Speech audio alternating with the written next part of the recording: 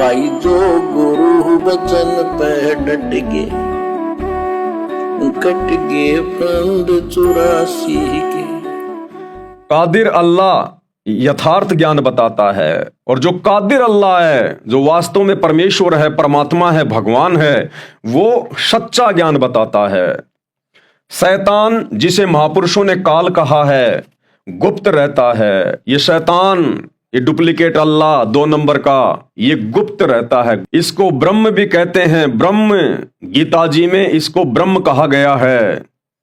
इसको शैतान भी कहते हैं और इसको काल भी कहते हैं। ये इसके 3 नाम है, विशेषकर ध्यान रखना।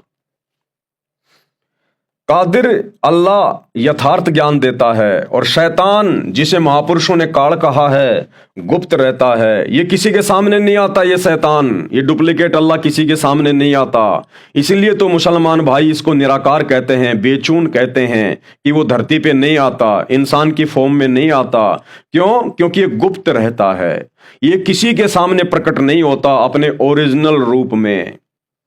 क्यों नहीं होता, यह जानकारी आगे आपको इस पुस्तक में उपलब्ध करवाई जाएगी। गुप्त रूप से अज्ञान व ज्ञान का मिश्रण मानव को देता है, जो अधूरा अध्यात्म ज्ञान है। समर्थ परमेश्वर संत व सतगुरु मुर्शिद के रूप में प्रत्यक्ष प्रकट होकर यथार्थ संपूर्ण अध्यात्म ज्ञान अपने मुख कमल से बोलकर बताता है। और जो समर्थ अल्लाह है, यानी ये जो रहमान अल्लाह है, रहमान अल्लाह, जिसको समर्थ कहते हैं, परमेश्वर कहते हैं, भगवान कहते हैं, ये संत या सतगुरु रूप में, मुर्शिद रूप में, जिंदा बाबा के रूप में, ये साक्षात प्रत्यक्ष धरती पे प्रकट होता है इंसान के रूप में, और अपना यथार्थ ज्ञान देता है, अपना सच्चा ज्ञान देता है। और वो रहमान अल्लाह वर्तमान में संत रूप में, सतगुरु रूप में, मुर्शिद रूप में इस भारतवर्ष की पवित्र धरती पर सतगुरु रामपाल जी के रूप में प्रत्यक्ष प्रकट है, प्रत्यक्ष प्रकट है। जब आप धीरे धीरे आगे वीडियो में बढ़ेंगे तब आपकी आंखें खुलती चली जाएंगी और आपको स्पष्ट रूप से धरती पर वो रहमान अल्लाह दिखाई देगा, जिस अल्लाह को आप जी निराकार मानकर भूले बैठे थे। तो क्या कहा गया है? परमेश्वर संत व सतगुरु मुर्शिद के रूप में प्रत्यक्ष प्रकट होकर यथार्थ संपूर्ण अध्यात्म ज्ञान अपने मुख कमल से बोलकर बताता है। परंतु सर्व मानव ने एक बात की रट लगा रखी है कि प्रभु यानी खुदा, गॉड, रब निराकार है, जबकि सर्व धर्मों के पवित्र ग्रंथों में प्रमाण है कि खुदा मानव जैसा साकार है। कुरान शरीफ में लिखा हुआ है कि वो परमात्मा, वो अल्लाह साकार है, मानव के जैसा है, मनुष्य के जैसा है। पवित्र बाइबल में लिखा हुआ है, प्रत्यक्ष प्रमाण है कि वो परमात्मा, वो अल्लाह, वो खुदा, वो रब साकार है, मनुष्य के जैसा है। गीता जी में लिखा हुआ है, वेदों में लिखा हुआ है कि वो परमात्मा प्रत्यक्ष है, साकार है, मनुष्य के रूप जैसा है। लेकिन भाई और बहनों, जब तक वो परमेश्वर, वो रहमान अल्लाह, वो खुदा स्वयं धरती पर संत, सतगुरु या मुर्शिद रूप में प्रकट होकर अपना ज्ञान नहीं बताता है, इन्हीं धर्म ग्रंथों को खोल खोल के नहीं दिखाता है, तब तक हम आत्माएं समझ नहीं पाती हैं, जान नहीं पाती हैं कि इन शास्त्रों में वास्तव में क्या गहरा रहस्य है। तो वो अल्लाह खुद ही धरती पे आकर मुसलमानों की 4 किताबों को पढ़ाता है। उनमें जो यथार्थ जानकारी होती है वो निकाल निकाल के देता है। सन 1994 से वो अल्लाह यथार्थ जानकारी दे रहा है। हिंदू धर्म के 4 वेद, गीता जी, 18 पुराण, इनका निष्कर्ष निकालकर उस रहमान अल्लाह ने दे दिया है। सिख भाइयों के गुरु ग्रंथ साहिब से उस कादर रहमान अल्लाह ने वो निष्कर्ष निकाल कर दे दिया है कि नानक जी के गुरु कौन थे, नानक जी किसकी उपासना किया करते थे, और वर्तमान में सारे सिख समाज ने उसी की उपासना करनी चाहिए। इसी प्रकार ईसाई समाज के भाई बहनों को भी उनकी बाइबल से ही प्रमाणित कर दिया गया है कि तुम जिस मसीहा को, जिस खुदा को, जिस रब को, गॉड को निराकार कहते हो, फॉर्मलेस कहते हो, वो तो फॉर्म में है, फॉर्म में वो साकार है। तो वो रहमान अल्लाह स्वयं ही आकर सभी धर्मों की सभी पुस्तकों को खोल खोल के दिखाता है, बताता है, तभी आत्माएं उसको जान पाती हैं, पहचान पाती हैं। अन्यथा इन धर्मों के जो धर्म गुरु हैं, जैसे हिंदू धर्म के शंकराचार्य, अन्य संत महंत मंडलेश्वर, मुसलमान धर्म के मुल्ला मौलवी काजी, ईसाई धर्म के पोप पादरी, ये लोग भी नहीं जान पाते कि वो परमात्मा कौन है, अल्लाह कौन है, वाहिगुरु कौन है, मसीहा कौन है। इसलिए उस रहमान अल्लाह को स्वयं ही धरती पर संत, सतगुरु या मुर्शिद रूप में प्रकट होकर इन ग्रंथों की सच्चाई बतानी पड़ती है। और उस रहमान अल्लाह ने धरती पर आकर ये पवित्र पुस्तक मुसलमान नहीं समझे ज्ञान कुरान, इसकी रचना की है और इसमें समस्त जानकारी उपलब्ध करवाई है। तो क्या कहा गया है? जबकि सभी धर्मों के पवित्र ग्रंथों में प्रमाण है कि खुदा मानव जैसा साकार है। प्रमाण के लिए पवित्र बाइबल में उत्पत्ति अध्याय नंबर 1 के श्लोक नंबर 26 में कहा है कि परमेश्वर ने छठे दिन कहा कि हम मानव को अपनी समानता में अपने जैसी सकल सूरत का उत्पन्न करेंगे। ये पवित्र बाइबल में बिल्कुल क्लियर है, स्पष्ट है। अब आंखों देखकर भी यदि कोई विश्वास ना करना चाहे, कोई यकीन ना करना चाहे, तो ये तो उसकी अपनी मर्जी, उसकी अपनी मौज है। बाकी पवित्र बाइबल जो ग्रंथ है उसने बिल्कुल क्लियर कर दिया परमेश्वर के विषय में, अल्लाह के विषय में, खुदा के विषय में, जिसने 6 दिन में सृष्टि को रचा और 7वें दिन तख्त यानी सिंहासन पे जा विराजा। वो कैसा है, कैसा दिखाई देता है, साकार है या निराकार है, ये इस पवित्र बाइबल ने बिल्कुल क्लियर कर दिया, बिल्कुल क्लियर। एक बार फिर से पढ़ लीजिए, फिर आपको पवित्र बाइबल से ही दिखाएंगे। परमेश्वर ने छठे दिन कहा कि हम मानव यानी स्त्री या पुरुष को अपनी समानता में यानी अपने जैसी शकल व सूरत का उत्पन्न करेंगे। क्या कहा परमेश्वर ने? कि हम मानव को यानी इंसान को, स्त्री या पुरुष को अपने जैसी शकल में उत्पन्न करेंगे, अपने जैसी समानता में बनाएंगे। तो बताओ फिर इंसान कैसा हुआ? उस परमेश्वर के जैसा हुआ, जिस परमेश्वर ने अपनी शकल सूरत में, अपनी समानता में इंसान को बनाया, मानव को बनाया। तो परमात्मा कैसा हुआ?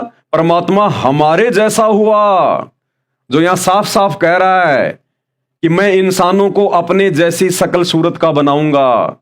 तो हमारी शकल सूरत कैसी है? उस परमेश्वर के जैसी है। तो परमेश्वर कैसा हुआ? हमारे जैसा हुआ। हम कैसे हैं? हम उस परमेश्वर के जैसे हैं। फिर भाइयों, निराकार कैसे हुआ? अरे जिसने अपनी शकल सूरत में हमको बनाया, तो वो निराकार कैसे हुआ? वो भी तो हमारे जैसा ही हुआ। लेकिन उस छोटे अल्लाह की प्रेरणा से, उस काल की प्रेरणा से, शैतान की प्रेरणा से कोई भी ईसाई धर्म का व्यक्ति इस बात को आज तक नहीं समझ पाया कि वास्तव में यह बाइबल कहना क्या चाहती है परमेश्वर के विषय में। इस सच्चाई को भी आकर सतगुरु रामपाल जी ने, उस रहमान अल्लाह ने आकर बताया। तब कहीं जाकर आत्माओं की समझ में आया कि अल्लाह कैसा है, रब गॉड कैसा है। तो यहां तो बिल्कुल साफ साफ लिखा हुआ है। अब आपको कैसे यकीन हो? आपको पवित्र बाइबल से ही दिखाते हैं कि बाइबल में क्या लिखा हुआ है। ये देखिए भाई और बहनों, ये पवित्र बाइबल है जो कि पूरे ईसाई समाज में पढ़ी जाती है।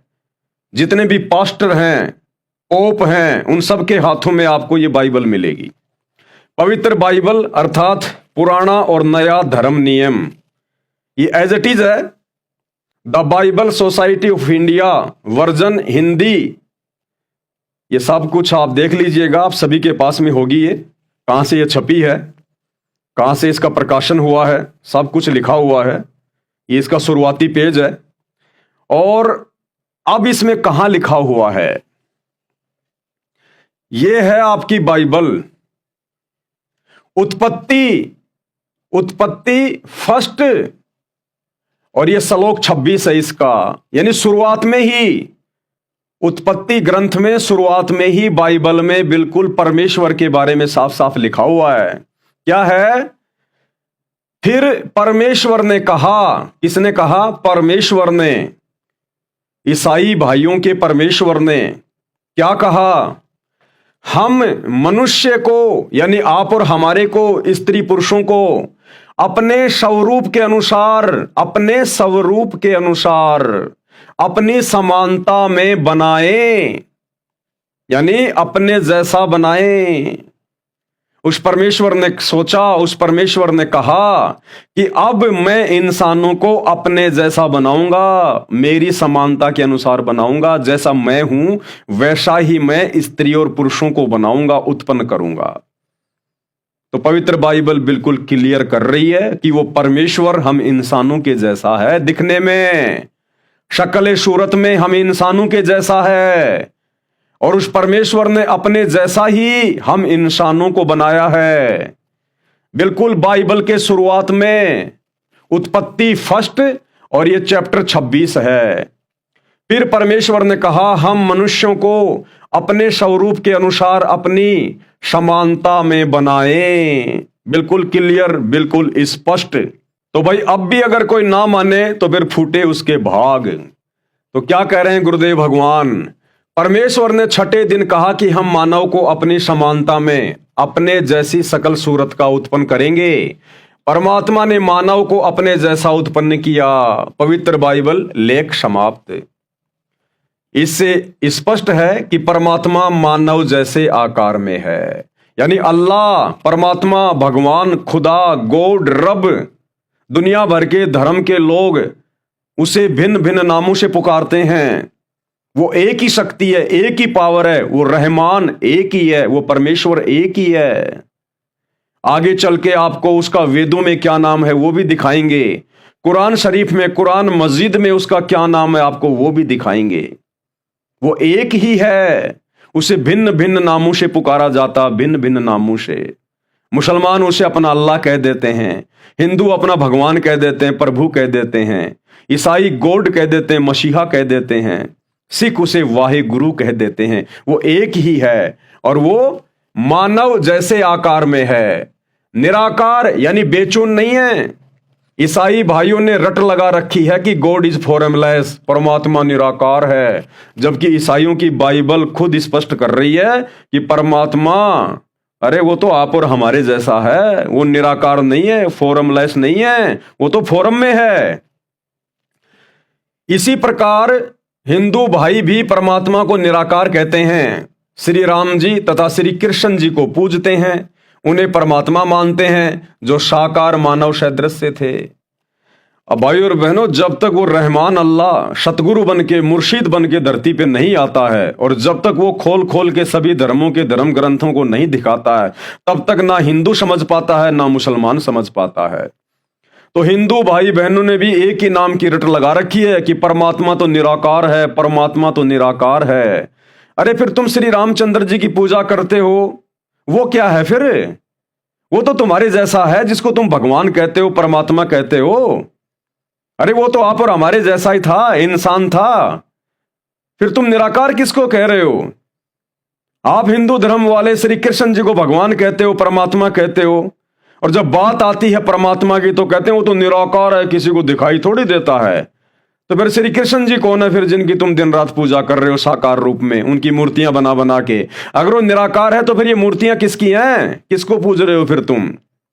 यानी भाइयों और बहनों, तत्वदर्शी संत उस मुर्शिद की शरण में आए बिना, जब वो मुर्शिद इन धर्मशास्त्रों को खोल खोल के दिखाता है, उसको देखे बिना ये जीव समझ नहीं पाता, चाहे अपने आप में कितना ही बड़ा ये साइंटिस्ट क्यों ना हो। आध्यात्मिक ज्ञान इनका जीरो होता है, शून्य, बंद। भाई जो गुरु बचन पे डट गए, कट गए फंद 84 के, कट गए फंद 84 के, कट गए फंद 84 के।